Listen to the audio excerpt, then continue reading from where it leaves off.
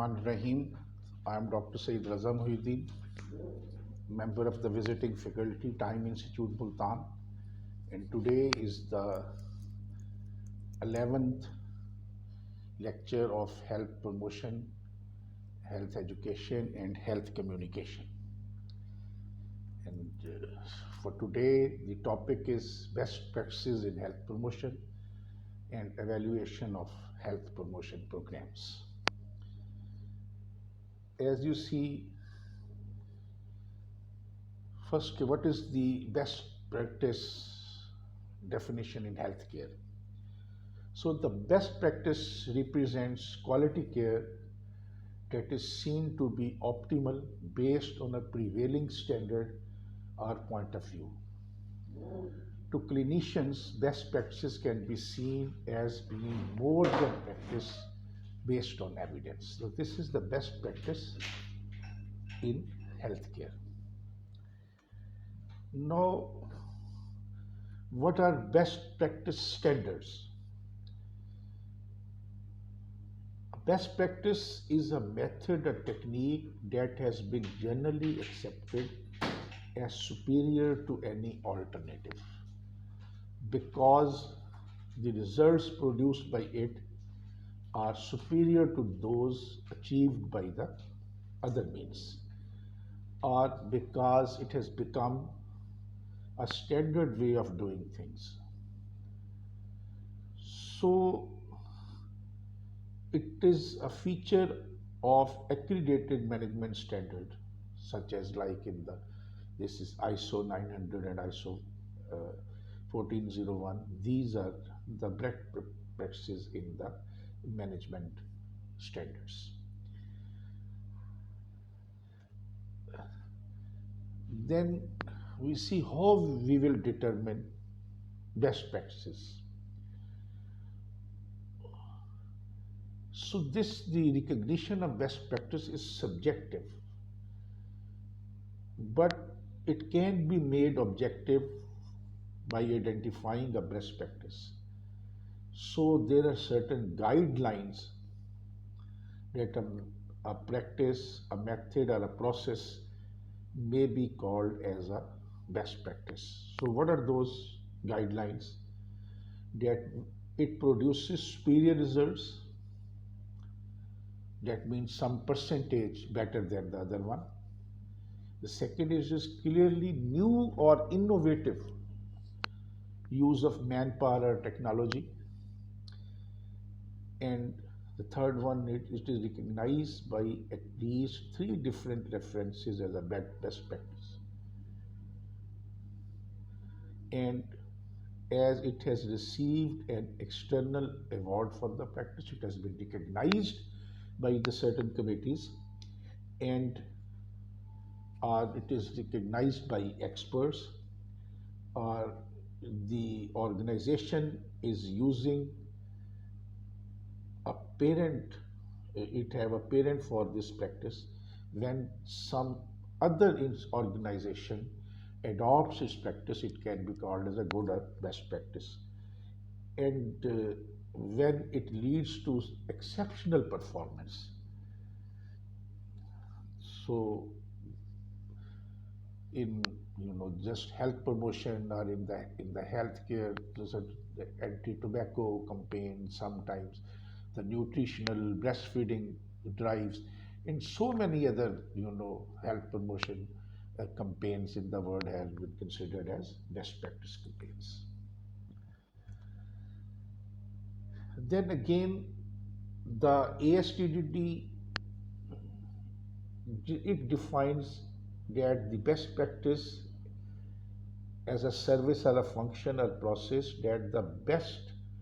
that has been fine-tuned, improved, and implemented to produce superior results and that demonstrate impact or effectiveness, efficiency, sustainability, and collaboration or integration. So the new words, these have been entertained, and so that will count towards the points to establish a practice as a best practice. So, a best practice can be a service, function, or a process. And now we see that what is the best practice approach. The best practice approach is an underlying public health strategy that is supported by evidence for its impact or effectiveness based on research, expert opinion, field lessons, or theoretical rationale, and has different successful implementation methods. So there are the review standards to check the best practice criteria.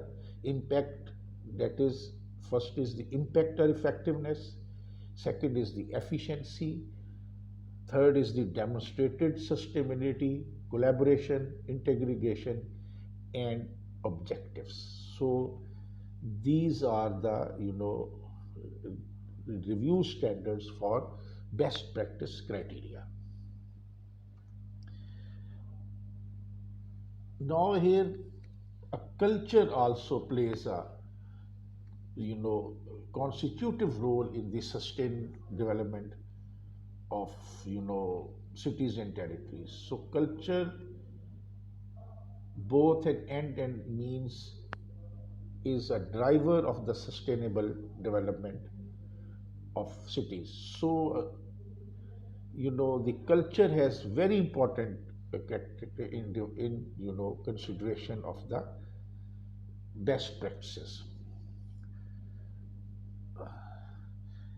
And it has a close relationship with identity, community, education, citizenship, partnership, and local governance. Hence, to be the part of it is one of the best practice criteria. Then, after culture comes the innovation. The innovation nature of a project facilitates adopting a different approach from conventional approach in which the you know ins and outs are known.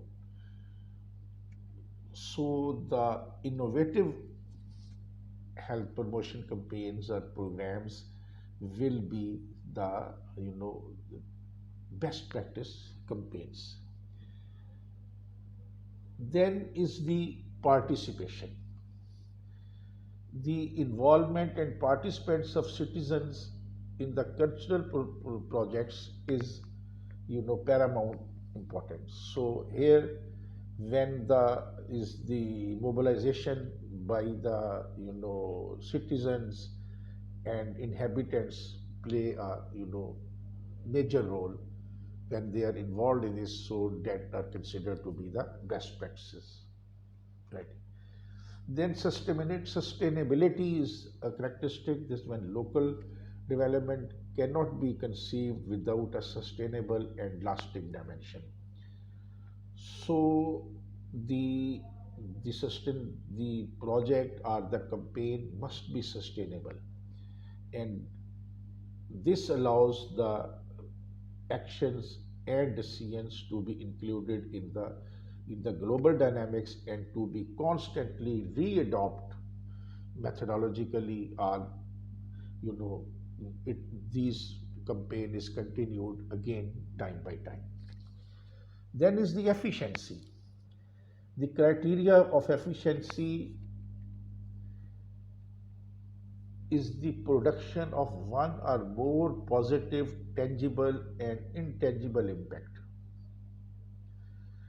That the effects of culture development projects or policy must be measurable in terms of objectives determined by initially established diagnosis. Then is the transversality. The adoption of a transversal approach to a problem may combine different issues with different methodologies and different actors society. So it favors the co-structure and co-implementation of the cultural projects and includes them in the dynamics of exchange and shared responsibility. Then is the reproductive survivability. So local development projects, actions and policies must be at least partially reproducible or transferable. So this was all about the best practices, its criteria. And now, how will you evaluate health promotion programs? So, in the last lecture, some of the steps of the comprehensive health approach and tools of evaluation of health promotion programs have been discussed very briefly, and now we will discuss the evaluation in little more detail. And that is, you know, for every program, there is a step that in the end, in between, we have to monitor the program, whether it is going well, whether it is, giving good results or required outcomes, and then evaluation. After evaluation, you can restructure, reconsider reshape the program. So the monitoring and evaluation are very important in the project or in health promotion. So monitoring is to provide concurrent feedback on the progress of activities of health promotion and to identify the problem of their implementation, and for the this monitoring is to take corrective action, and evaluation is to assess whether the desired result of a health promotion program have been achieved. If not, how it should be redesigned. If you are not achieving the desired results of the program, then you have to redesign it. So this is evaluation. Now, by definition, evaluation is the systematic way of learning from experience and using the lessons learned to improve current activities and promote better planning by careful selection of alternatives for future action. You can use certain process, certain method for health promotion. Now you have options. By evaluation, you can select there is a careful selection of the alternatives. Then what are the reasons of carrying out an evaluation? Evaluation to carry the review of implementation and services provided by the health program, to identify the problems and recommend necessary revision of the program, then to assess progress towards desired health status as rational of scale levels, and identify reasons for gap if any, to control towards better health planning, then to document results achieved by a project, to know whether desired health outcomes are being achieved, then to improve health programs and the health infrastructure, then is for the allocation of resources and to render health activities more relevant, more efficient, and more effective. Then, what are the types of evaluation? They are total evaluation, partial evaluation, time related evaluation, whitewash evaluation, submerged evaluation, concurrent evaluation, terminal evaluation, pre evaluation, internal evaluation, and external evaluation. Then there are certain tools used for evaluation. These are review of records, monitoring, case studies, qualitative studies, controlled experiments and intervention studies, and then are the sample surveys.